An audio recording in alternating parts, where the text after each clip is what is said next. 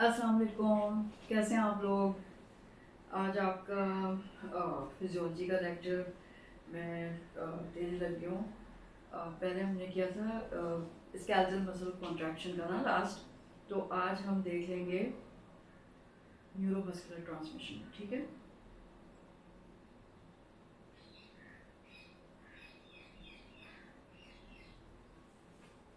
तो excitation of skeletal muscle and neuromuscular transmission, मतलब skeletal muscle कैसे कॉन्ट्रैक्ट करते हैं, किस तरह से नर्व इम्पल्स जो है वो स्केलेटल मसल में जाता है और फिर स्केलेटल मसल कॉन्ट्रैक्ट करता है, तो वो हम आज देखने लगे हैं।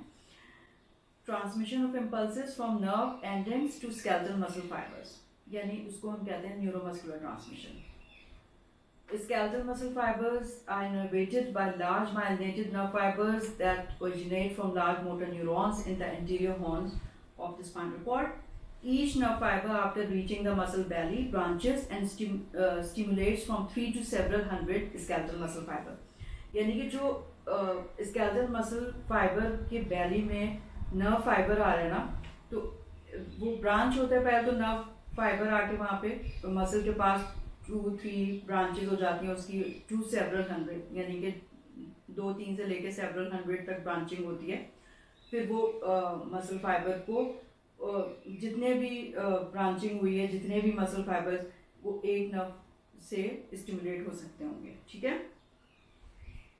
Neuromuscular transmission, each nerve ending makes a junction called the neuromuscular junction with the muscle fiber near its midpoint. अब मिड पॉइंट में जो नर्व एंटर हो रही है, तो वो जो मसल से कम्युनिकेट कर रही है ना, उसको कहते हैं कि उसको ही कहते हैं न्यूरोमस्कुलर जंक्शन। ठीक है, the action potential initiated in the muscle fibre by the nerve signal travels in both directions toward the muscle fibre ends. तो जो एक्शन पोटेंशियल जनरेट हुआ है एक्सॉन से, फिर उसके टर्मिनल में आया, फिर वही एक्शन पोटेंशियल जो है ट्रांसमिट हो जाएगा जहां पे भी वो पेनिट्रेट कर रहा होगा मसल में, थ्रू न्यूरोमस्कुलर जंक्शन। ठीक है, अब उसके सारे आपको मैकेनिज्म आना चाहिए कि किस तरह से नर्व का जो एक्शन पोटेंशियल है वो मसल के अंदर चला गया। ठीक है, तभी तो वो कॉन्ट्रैक्ट करेगा। Physiologic anatomy of neuromuscular junction, motor end plate. पहले हम समझ लेते हैं भाई उसकी एनाटॉमी क्या है, स्ट्रक्चर क्या है उस न्यूरोमस्कुलर जंक्शन का। The nerve fiber forms a complex branching nerve terminals that invaginates into the surface of the muscle fiber but lie outside the muscle fiber plasma membrane. जो muscle fiber की plasma membrane है उसके बाहर ही रहते हैं वो nerve fiber की branches। ठीक है,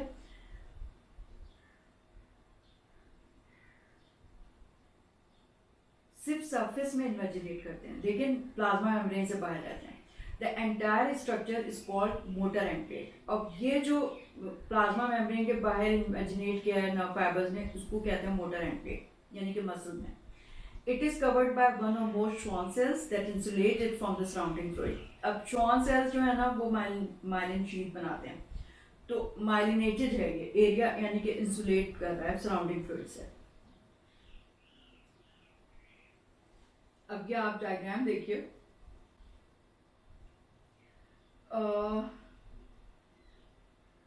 सी पहले आप देख लीजिए। सी डायग्राम जो है ना, जो नीचे है बड़ी सी, उसमें ऊपर येलो कलर का उन्होंने एक्सॉन टर्मिनल दिखाया हुआ है। ठीक है, और जहाँ पे वो पेनिट्रेट कर रहा है नीचे मसल है।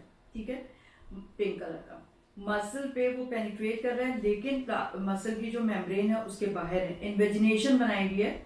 तो उस इन्वेजिनेशन साइनेप्टिक ट्रफ कहते हैं उस इन्वेजिनेशन को। ठीक है, और ये जो नर्व फाइबर का बल्बस एंड है ना, उसमें आप देखें कितने सारे माइटोकॉन्ड्रिया हैं, छोटी छोटी सी येलो कलर की साइनेप्टिक वेसिकल्स हैं, जिसमें जाहिर बात है कि न्यूरोट्रांसमीटर होगा। और जहाँ पे वो इन्वेजिनेट कर रहा है वो तो साइनेप्टिक ट्रफ है, और उस साइनेप्टिक ट्रफ के नीचे मसल्स के फोल्ड हुए हैं, ताकि जो एरिया है वो इंक्रीज हो जाए वो एरिया, तो उसको कहते हैं सब न्यूरल ट्रैक्ट। ठीक है, और ऊपर जो दूसरी ए वाली डायग्राम है उसमें आप देखिए ऊपर दिखाया हुआ है उन्होंने एक्सॉन इंसुलेट हुआ है माइलिन शीट से, और उसकी टर्मिनल ब्रांचेस हैं फिर, और मसल जो है वो नीचे मसल फाइबर मायोफिब्रिल दिखाया हुआ है, ठीक है, और वहां से ये कम्युनिकेट कर रहा है, न्यूरोमस्कुलर जंक्शन बना रहा है. The invaginated membrane is called the synaptic trough, and the space between the terminal and the fiber membrane is called the synaptic space or synaptic cleft. तो ये आप पीछे डायग्राम में देखें, ये जो इन्वेजिनेट कर रहा है, सी डायग्राम जो है वो नीचे वाली देखिए, जो नर्व फाइबर है वो इन्वेजिनेट कर रहा है मसल को, लेकिन उसके मेम्ब्रेन के ऊपर ही है मसल की, और जो इन्वेजिनेटेड पोर्शन है उसको साइनेप्टिक ट्रफ कहते हैं, और नीचे जो मसल के बीच में और नर्व के बीच में जो स्पेस है उसको कहते हैं साइनेप्टिक क्लेफ्ट या साइनेप्टिक स्पेस और साइनेप्टिक क्लेफ्ट कहते हैं उसको. ठीक है, नीचे. अच्छा, फिर उसके बाद इन्होंने बताया कि this space is 20 to 30 nanometre wide. At the bottom of the trough are numerous smaller folds of the muscle membrane called the subneural clefts, which greatly increase the surface area at which the synaptic transmitter can act. तो उसके नीचे फिर muscle में बहुत सारे folds हैं, ये आपने देखा, सबन्यूरल क्लेफ्ट्स कहते हैं उसको, और सबन्यूरल क्लेफ्ट्स और ट्रफ के बीच में जो स्पेस है उसको साइनेप्टिक स्पेस कहते हैं.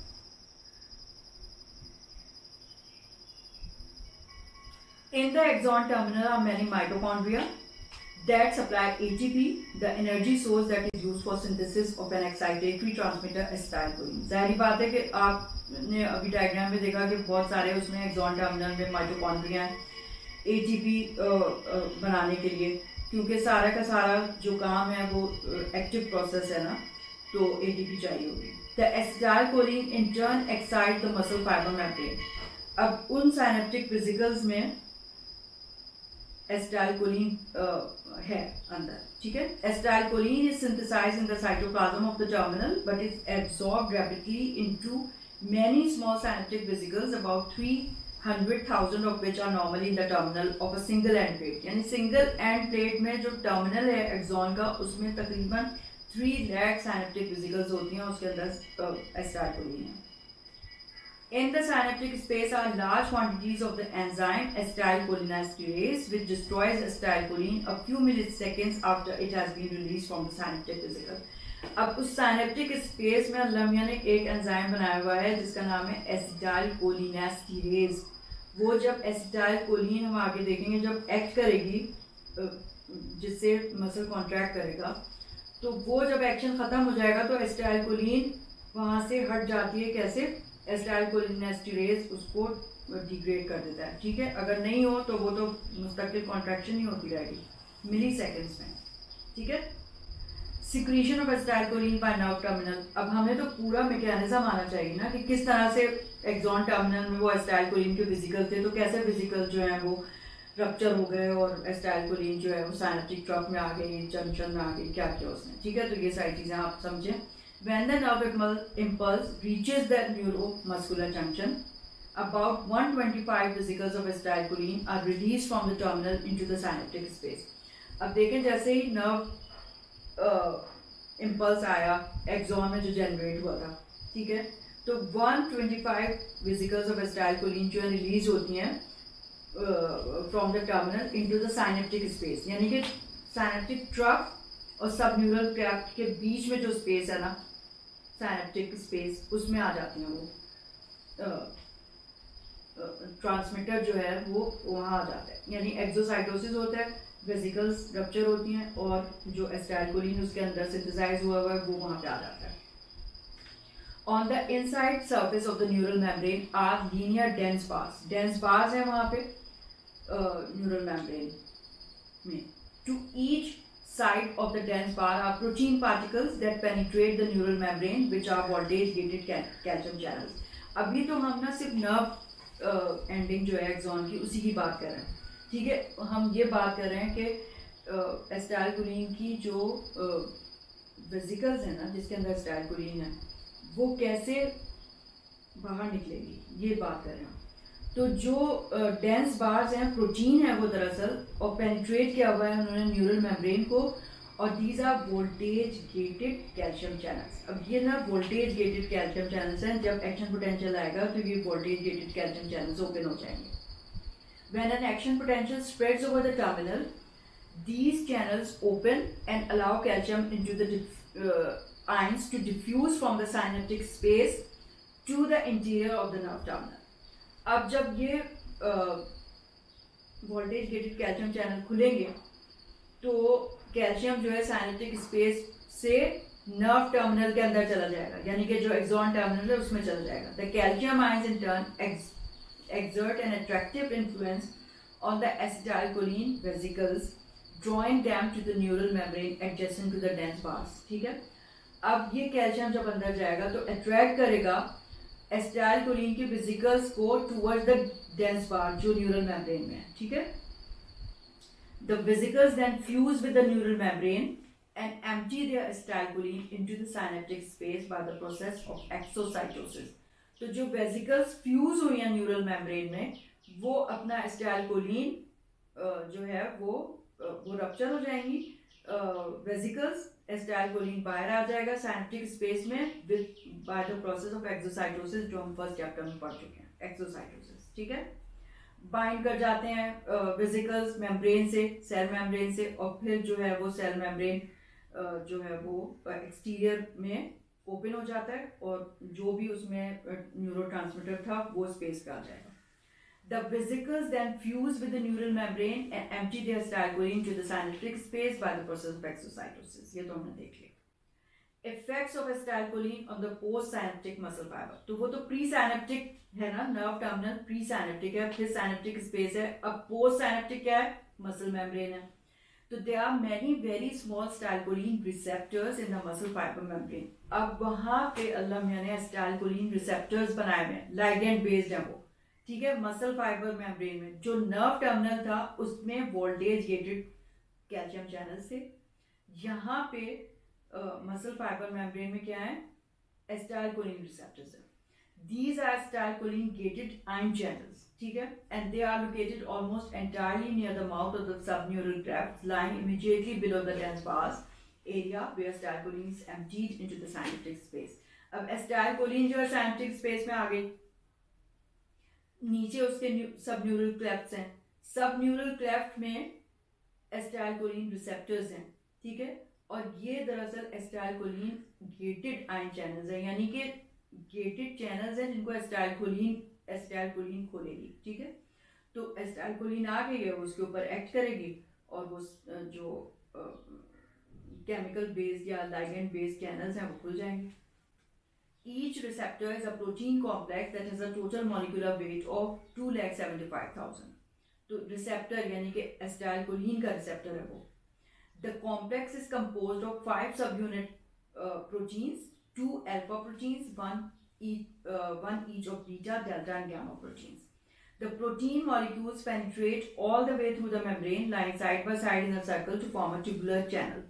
ठीक है, तो ये इस तरह से ये पूरे चैनल का स्ट्रक्चर है कि साइड बाय साइड ये प्रोटीन है और एक ट्यूबुलर चैनल बना रही है. The channel remains constricted until 2 acetylcholine molecules attach respectively to the 2 alpha subunit protein. This causes conformational change that opens the channel. अब जब acetylcholine आके लगती है तो conformational change हो जाता है इस चैनल में, जिसकी वजह से वो खुल जाता है. पहले वो बंद था, यानी कि जब एक्शन पोटेंशियल नहीं आया था तो वो बंद था. The opened acetylcholine channel has a diameter of 0.65 nanometer, which is large enough to allow the important positive ions, sodium ions, potassium ions, and calcium ions to move easily through the opening. तो अब जब ये conformational change होगा उस channel में, gate जब उसका खिलेगा acetylcholine के बाइंड करने की वजह से, तो वो इतना बड़ा हो जाएगा कि उससे सोडियम आयंस, पोटेशियम आयंस और कैल्शियम आयंस अंदर जा या बाहर आ सकेंगे. ठीक है, अब ये देखें यहाँ पे दिखाया हुआ है उन्होंने चैनल का, ट्यूबुलर चैनल है, आप देख रहे हैं मसल मेम्ब्रेन में, जो पिंक कलर की वो मसल मेम्ब्रेन है. ठीक है, और ऊपर जो येलो पोर्शन है वो नर्व एक्सॉन का टर्मिनल है. ठीक है, तो नीचे आप सब न्यूरल क्लेफ्ट आप देख रहे हैं मसल मेम्ब्रेन पे, एसिटाइलकोलिन रिसेप्टर्स जो ब्लैक कलर के डेंस बार्स हैं वो एसिटाइलकोलिन रिसेप्टर्स हैं, सॉरी एसिटाइलकोलिन के रिसेप्टर्स हैं, और ऊपर जो मस्टर्ड कलर के है ना वो कैल्शियम चैनल्स यानी डेंस बार्स जिसको कहते हैं. ठीक है, अब ये ए डायग्राम आप ऊपर देखें कि सेल मेम्ब्रेन में इन्होंने चैनल दिखाया हुआ है, सोडियम चैनल, जो जब एसिटाइलकोलिन आके नहीं लगी थी तो वो कंस्ट्रिक्ट हुआ हुआ है, ठीक है, ओपन नहीं है, क्लोज है। अब जैसे ही एसिटाइलकोलिन ब्लू कलर के, आप नीचे वाले बी डायग्राम में देखें, एसिटाइलकोलिन आके उस पर लग गई, कॉन्फॉर्मेशनल चेंज हुआ और उसके जो प्रोटीन चैनल थे वो इस तरह कॉन्फॉर्मेशनल चेंज हुआ कि वो ओपन हो गए, ठीक है, इतने मतलब उसकी ओपनिंग बड़ी हो गई तो सोडियम चैनल खुल गया और सोडियम अंदर आसानी से आ जाएगा, ठीक है। Conversely, negative ions such as chloride ions do not pass through because of strong negative charge in the mouth of the channel that repel these negative ions. अब चूंकि उसमें नेगेटिव चार्ज भी है तो सोडियम को तो वो अट्रैक्ट कर लेगा लेकिन क्लोराइड को अट्रैक्ट नहीं करेगा, वो रिपेल हो जाएगा नेगेटिव चार्ज की वजह से। Principal effect of opening of acetylcholine gated channel is to allow large number of sodium ions to pour to the inside of the fiber, carrying with them large number of positive charges. तो जाहिर बात है कि वो channel open हो गया, sodium अंदर चला गया, डिपोलराइज हो जाएगी मेम्ब्रेन, उसके साथ पॉजिटिव चार्जेस जा रहे हैं। This creates a local positive potential change inside the muscle fiber membrane called the end plate potential. तो जैसे ही सोडियम अंदर जाना शुरू होगा वहाँ पे जो पॉजिटिव पोटेंशियल जनरेट हुआ है उसको कहते हैं and plate potential. In turn, this end plate potential initiates an action potential that spreads along the muscle membrane and thus causes muscle contraction.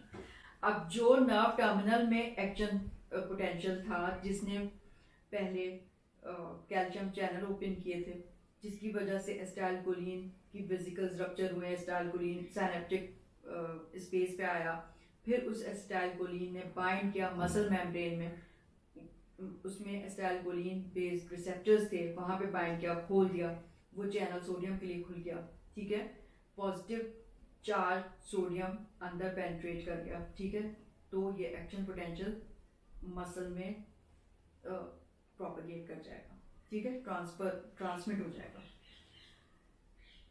और यही जो एक्शन पोटेंशियल है ना, फिर वो मसल कॉन्ट्रैक्शन कराता है, जिसके सारे स्टेप्स हमने पहले से पढ़ लिए हैं। डिस्ट्रक्शन ऑफ रिलीज एसिटाइलकोलिन, अब अगर डिस्ट्रॉय ना हो एसिटाइलकोलिन तो वो तो फिर खुला ही रखे उसको, सोडियम चैनल को, सोडियम अंदर जाता रहे और वो कॉन्ट्रैक्शन होती रहे तो खत्म ही ना हो, सीजर होने लगे, मतलब इतनी ज़्यादा कॉन्ट्रैक्शन तो नहीं चाहिए ना। अल्लाह ने वहाँ पे फिर उसको डिस्ट्रॉय करने का क्या इंतजाम किया है कि एक एंजाइम रखा है साइनेप्टिक स्पेस में जिसको कहते हैं एसिटाइलकोलिनेस्टेरेज। The acetylcholine, once released into the synaptic space, continues to activate the acetylcholine receptors as long as acetylcholine persists in the space. However, it is removed rapidly by two means. Number one, destroyed by enzyme acetylcholinesterase, which is attached mainly to the spongy layer of the connective tissue that fills the synaptic space between the presynaptic nerve terminal and the postsynaptic muscle membrane. Number two, a small amount of acetylcholine diffuses out of the synaptic space and is then no longer available to act on the muscle fiber membrane. दो तरीके हैं, एक तो enzyme से destroy हो गए एसिटाइलकोलिनेस्टेरेज से, थोड़ी सी जो है वो डिफ्यूज हो जाती है सिनेप्टिक स्पेस से और वो अवेलेबल ही नहीं रहती कि वो मसल फाइबर पे एक्ट करे।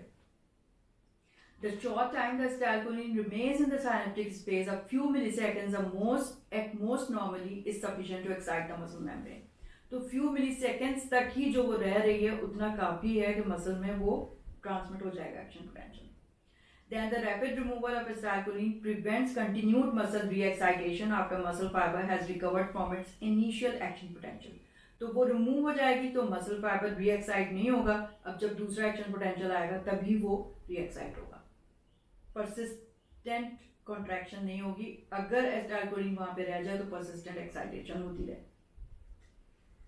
End plate potential and excitation of skeletal muscle fiber. The sudden insurgence of sodium ions into the muscle fiber when the acetylcholine channels open causes the electrical potential inside the fiber at the local area of the end plate to increase in positive direction as much as 50 to 75 millivolts, creating a local potential called the end plate potential. Okay? In turn, this end plate potential initiates an action potential that spreads along the muscle membrane and thus causes muscle contraction. तो फिर ये जब and plate potential जो है initiate करेगा action potential को, वो spread हो जाएगा मसल मेम्ब्रेन में और वो ही करेगा मसल की कॉन्ट्रैक्शन। ये यहाँ पे देख लें end plate potential milliseconds millivolts में दिखाया हुआ है, वाई साइड में एक्स पे आप देखिए मिली सेकेंड्स में टाइम दिखाया हुआ है, ठीक है। A weakened and paid potential recorded in a curarized muscle, too weak to elicit an action potential. अब अगर वो थ्रेशोल्ड क्रॉस नहीं कर रहा है एंड पेड पोटेंशियल, तो एक्शन पोटेंशियल मसल में जनरेट नहीं होगा। लेकिन पी में देखिए नॉर्मल एंड पेड पोटेंशियल इलिसिटिंग का मसल एक्शन पोटेंशियल। अब यहाँ पे वो थ्रेशोल्ड क्रॉस कर गया तो एक्शन पोटेंशियल हो गया, ठीक है। Safety factor for transmission at neuromuscular junction. Each impulse that arrives at the neuromuscular junction causes 3 times as much end-plate potential as that required to stimulate each muscle fiber. मतलब neuromuscular transmission जब हो रहा है तो 3 times उसका इतना होता है एंड-प्लेट पोटेंशियल कि वो स्टिमुलेट करते हैं मसल फाइबर को। Therefore it is high safety factor. जाहिर बात है कि अगर कम भी आ रहा होगा तो भी इतना होगा कि वो उसको ट्रांसमिट कर देगा। However, stimulation of the nerve fiber at rates greater than 100 per second for several minutes or often diminishes the number of acetylcholine vesicles so much that the impulses fail to pass into the muscle fiber. This is called muscle fatigue of neuromuscular junction. अब क्या है कि अगर बहुत ज़्यादा nerve fibre की stimulation हो जाए, इतनी के 100 पर सेकेंड फॉर सेवरल मिनट्स हो जाए, तो जाहिर बात है कि इतनी ज़्यादा जब इम्पल्सिस की फ्रीक्वेंसी हो रही है तो एसिटाइलकोलिन की वेसिकल्स तो ख़त्म ही हो जाएंगी ना, तो कैसे होगा ट्रांसमिशन। तो that impulse fails to pass into the muscle fibre, इसको कहते हैं muscle fatigue. Drugs that enhance neuromuscular junction. अब जो है ना, आप जब सेकेंड ईयर में जाएंगे आप फार्माकोलॉजी पढ़ेंगे, लेकिन जब हम ये मैकेनिज्म पढ़ रहे होते हैं उसी वक्त आपको समझने की ज़रूरत होती है कि भाई आपने एक चीज़ पढ़ी है उसी को आप पढ़ लेना कि ड्रग्स जो हैं वो कहाँ किस तरह उनका मैकेनिज्म ऑफ एक्शन है। तो drugs that stimulate muscle fibre by acetylcholine like action, यानी कि ऐसी ड्रग्स जिनका एक्शन एसिटाइलकोलिन लाइक हो तो वो न्यूरोमस्कुलर ट्रांसमिशन ही कराएंगी ना। तो उसमें कौन कौन सी ड्रग्स हैं? Methacholine, number 2 carbachol, number 3 nicotine. Difference between these drugs and acetylcholine is that the drugs are not destroyed by the cholinesterase enzymes or are destroyed so slowly that their action persists for many minutes to several hours. ठीक है, इसमें ये फर्क होता है। जो synthetic हैं वो एसिटाइलकोलिन लाइक उनका एक्शन है लेकिन वो डिस्ट्रॉय नहीं होंगी, और अगर होंगी तो बहुत अलग तरीके से डिग्रेड होके काफ़ी टाइम वहाँ पे होंगी एक्शन के लिए। Drugs that stimulate neuromuscular junction by inactivating acetylcholinesterase. अब एक तो मतलब स्टिमुलेट करने का तरीका ये है कि एसिटाइलकोलिन लाइक एक्शन हो का। दूसरा तरीका क्या है कि ऐसी ड्रग हो जो एसिटाइलकोलिनेस्ट्रेज को ही इनएक्टिवेट कर दे। अब जब एसिटाइलकोलिनेस्ट्रेज को ही इनएक्टिवेट करेगा तो एसिटाइलकोलिन वहाँ पे रह जाएगी, वो खुद ही स्टिमुलेट करती रहेगी। तो ऐसी ड्रग्स कौन कौन सी हैं? Number 1 neostigmine, number 2 physostigmine, number 3 diisopropyl fluorophosphate, nerve gas जिसे कहते हैं। As a result of non-destruction of enzyme, acetylcholine accumulates and stimulates muscle fibers repetitively. This causes muscle spasm even when a few impulses reach the muscle. It can cause death due to laryngeal spasm अगर ये चीज़ इतनी हो जाए। अब देखें, एक चीज़ मैं आपको यहीं पे बता दूं कि जो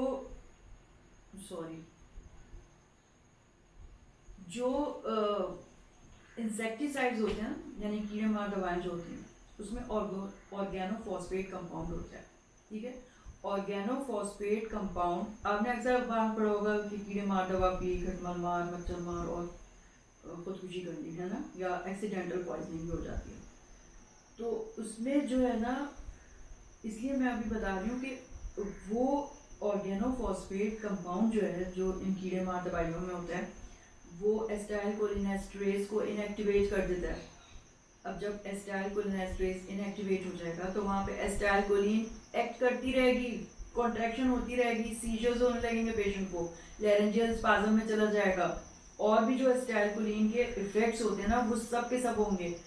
तो फिर आप जब थर्ड ईयर में सेकेंड ईयर में जाएंगे आप, तो फिर आप जब पढ़ेंगे तो फिर उसका जो एंटीडोट होता है ना, यानी जहर का जो तरियाक होता है, वो ऐसी दवा होनी चाहिए कि जो एसिटाइलकोलिनेस्ट्रेज एंजाइम को रीएक्टिवेट कर दे, ठीक है ना।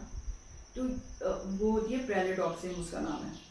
और फिर क्योंकि एसिटाइलकोलिन के भी इफेक्ट को हमको काउंटर एक्ट करना है तो फिर एट्रोपिन देते हैं। अब ये सब चीज़ें जो है ना आप अपने फार्माकोलॉजी में सेकेंड ईयर में पढ़ेंगे, लेकिन अभी आप देखें कि ये चीज़ कितनी ज़रूरी है कि ये आपको मैकेनिज्म समझ में आया वो ये सारी दवाइयाँ समझने के लिए। मेडिसिन का बेस क्यों कहते हैं इसको, फिजियोलॉजी को, सही है। तो फिर आपको मज़ा भी आएगा पढ़ने में, आपको कोई सेंस समझ आ रही है भाई क्या कर रही है ड्रग, क्या उसका इफेक्ट है, हम क्या इफेक्ट देना जा रहे हैं, ठीक है। Drugs that block the transmission at energy, वो तो ड्रग जो अभी हमने की हैं वो तो एक्साइट कर रही हैं न्यूरोमस्कुलर ट्रांसमिशन को। अब कुछ ऐसी हैं जो ब्लॉक ही कर दें, यानी कि ट्रांसमिशन हो ही ना पाए नर्व से मसल में neuromuscular junction के through. A group of drugs known as Curare-form drugs can prevent passage of impulses from nerve endings into the muscle. ठीक है, तो Curare-form drugs होती हैं वो जो nerve impulse की conduction को block कर देती हैं मसल में जाने से। अब यहाँ पे ना जब आपने ये पढ़ लिया तो एक डिजीज है जो इन चैनल्स से रिलेटेड है ना, इनकी पैथोलॉजी, तो उसको समझ लीजिए आप यहाँ पे। उसका नाम है माइस्थीनिया ग्रेविस, और फिर एग्जाम में भी वो पूछ लेते हैं, और वैसे भी आपको आना चाहिए। एग्जाम क्या का मतलब अच्छा डॉक्टर बनने के लिए हम तो पढ़ रहे हैं ना, हम इसलिए तो नहीं पढ़ रहे कि सिर्फ इम्तिहान में हम पास हो जाएं। तो माइस्थीनिया ग्रेविस क्या है आप देखिए, क्योंकि आप न्यूरोमस्कुलर ट्रांसमिशन समझ चुके हैं, सब स्टेप्स आपको पता चल चुके हैं कि नर्व का जो एक्शन पोटेंशियल था मसल में कैसे ट्रांसमिट हुआ थ्रू न्यूरोमस्कुलर जंक्शन, तो आप फिर ये बीमारी समझ सकते हैं। दिस डिजीज यानी कि myasthenia gravis causes muscle paralysis because of inability of the neuromuscular junction to transmit enough signals from the nerve fibers to the muscle fibers. तो मसला क्या है इस डिजीज में कि जो नर्व कंडक्शन है ना, नर्व से मसल में नहीं जा पा रहा है एक्शन पोटेंशियल, तो मसल नहीं कॉन्ट्रैक्ट कर रहे। Neuromuscular junction to transmit enough signals from the nerve fibre to the muscle fibre. Pathologically क्या होता है, antibodies attack acetylcholine gated sodium ion transport proteins. मतलब इसकी पैथोलॉजी है कि खराबी क्या हो रही है, डिजीज प्रोसेस क्या है कि ऐसी एंटीबॉडीज बन गई हैं जो एसिटाइलकोलिन गेटेड सोडियम चैनल्स को ही डिस्ट्रॉय कर रही हैं, ठीक है। तो एसिटाइलकोलिन वहां बाइंड नहीं करेगा तो चैनल खुलेगा नहीं। The end plate potential that occurs in the muscle fibers are too weak to stimulate the muscle fibers. अब जब सोडियम अंदर जा ही नहीं पा रहा है तो बहुत ही मसल फाइबर में जो एंड प्लेट पोटेंशियल है बहुत वीक है और थ्रेशोल्ड तक नहीं जा रहा, तो मसल फाइबर को वो ट्रांसमिट नहीं कर रहा signal. The disease can be treated by several hours by administrating neostigmine or more or some other anticholinesterase drug. तो अब हम इस डिजीज का इलाज इस तरह कर सकते हैं कि हम जो है ऐसी ड्रग दे दें जो उसको स्टिमुलेट कर दे न्यूरोमस्कुलर जंक्शन पे ट्रांसमिशन को। तो अभी हमने पीछे देखा था ना कौन सी ड्रग थी वो, drugs that stimulate neuromuscular junction by inactivating acetylcholinesterase. हम ऐसी कोई दवा दे दें जो एसिटाइलकोलिनेस्टेरेज जो एंजाइम है वो इनहिबिट हो जाए, इनएक्टिवेट हो जाए, तो ट्रांसमिशन हो जाएगी, ठीक है। एसिटाइलकोलिन थोड़ी थोड़ी करके जमा होती रहेगी और फिर वो एंड प्लेट पोटेंशियल को इतना इंक्रीज कर देगी कि वो थ्रेशोल्ड क्रॉस करके और न्यूरोमस्कुलर ट्रांसमिशन होने लगेगी। तो ऐसी ड्रग कौन सी है, नंबर 1 नियोस्टिगमीन। तो neostigmine is used as treatment for myasthenia gravis. समझ में आया। अब यहाँ पे असाइनमेंट आप देखिए, मैंने असाइनमेंट बनाया है कि what are the steps of neuromuscular transmission. अब इसका बहुत अच्छा तरीका ये है कि आपने इसको पढ़ लिया अच्छी तरीके से, मैंने इतनी तफसील से बता दिया। इतनी तफसील आपको इसलिए बताई है कि आपको स्टेप जो है ना छोटे छोटे वो याद हो जाए। अब वो याद करने का तरीका ये है कि आप अपने पास एक फ्लो चार्ट बना लें। फ्लो चार्ट क्या होता है, तीर का निशान दिखा दिखा के ना कि पहले क्या हुआ, एक्सॉन में एक्शन पोटेंशियल जनरेट हुआ, टर्मिनल में आया, टर्मिनल में फिर क्या हुआ, टर्मिनल में आया तो कैल्शियम के जो चैनल्स है ना, यानी वोल्टेज गेटेड चैनल वो खुल गया है, वो खुले तो फिर उसके बाद एसिटाइलकोलिन की जो वेसिकल थी जिसके अंदर न्यूरोट्रांसमीटर था वो रप्चर हो गया, एक्सोसाइटोसिस से एसिटाइलकोलिन निकल के साइनेप्टिक स्पेस में आ गया, साइनेप्टिक स्पेस में उसने बाइंड किया सब न्यूरल ट्रैक्ट में। क्या चीज़ है? एसिटाइलकोलिन रिसेप्टर्स हैं, यानी voltage gated, sorry not voltage gated, ligand gated receptors of sodium.